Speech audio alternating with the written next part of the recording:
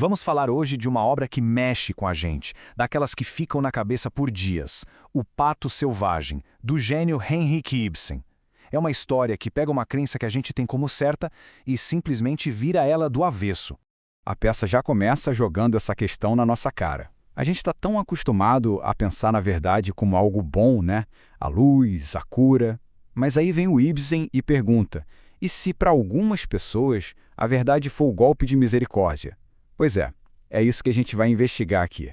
Bom, para a gente entender como a verdade pode ser tão devastadora, primeiro a gente precisa conhecer a família que está no olho do furacão, os Ekdahl.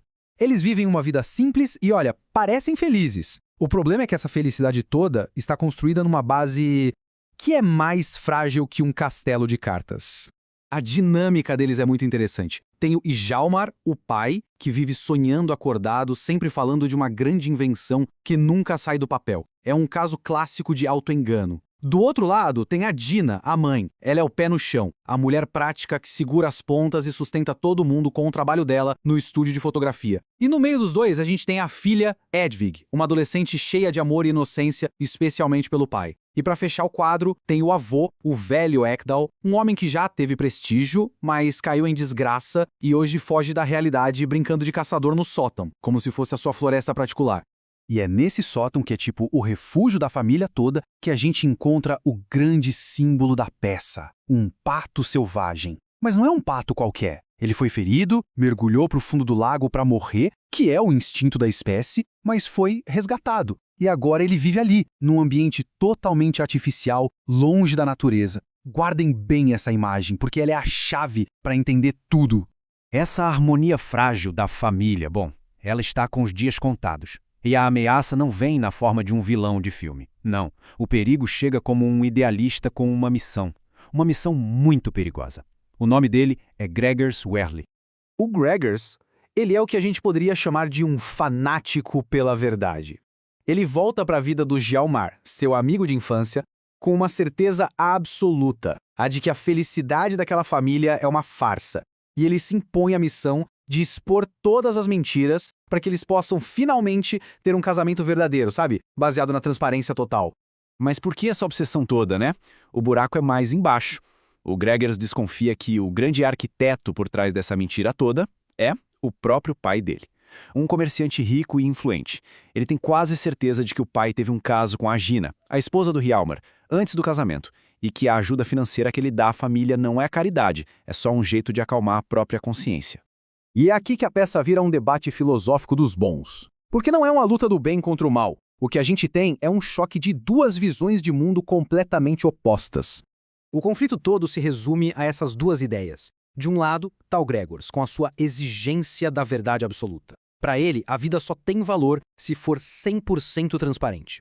Do outro lado, a gente tem o Dr. Helen, um médico cínico, um realista. Ele argumenta o exato oposto. Para o Helen, a maioria das pessoas precisa do que ele chama de ilusão vital, uma mentira fundamental para se manter de pé. E tirar isso de alguém, para ele, é como roubar a própria vida da pessoa. Cego por essa missão, o Gregers vai em frente com o plano dele.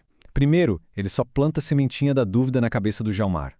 Depois, ele joga a bomba, conta a verdade nua e crua sobre o passado da Gina e a possibilidade da Hedvig não ser filha dele.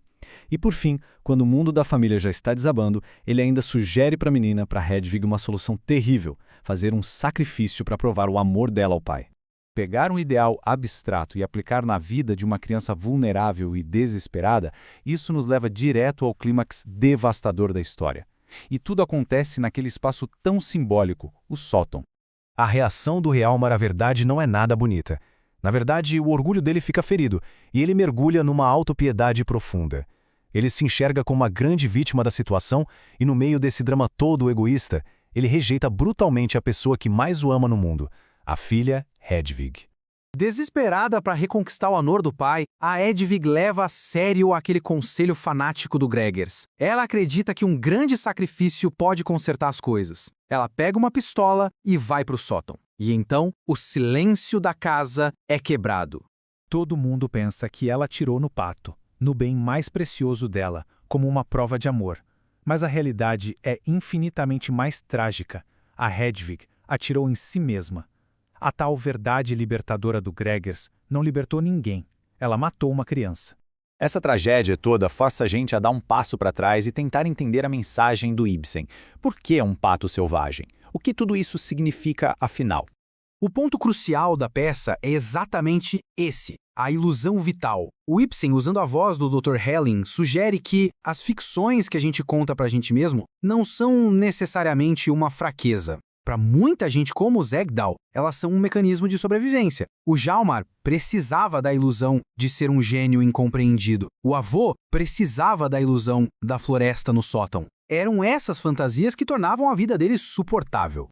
Então, resumindo, a peça é uma crítica poderosa ao idealismo que ignora a fragilidade humana. Ela nos mostra que a verdade, quando usada como uma arma, sem empatia nenhuma, pode ser mais cruel do que qualquer mentira. E o pato selvagem ferido vivendo naquele mundo artificial, de certa forma, somos todos nós. Seres feridos que se refugiam nas próprias ilusões para poder sobreviver.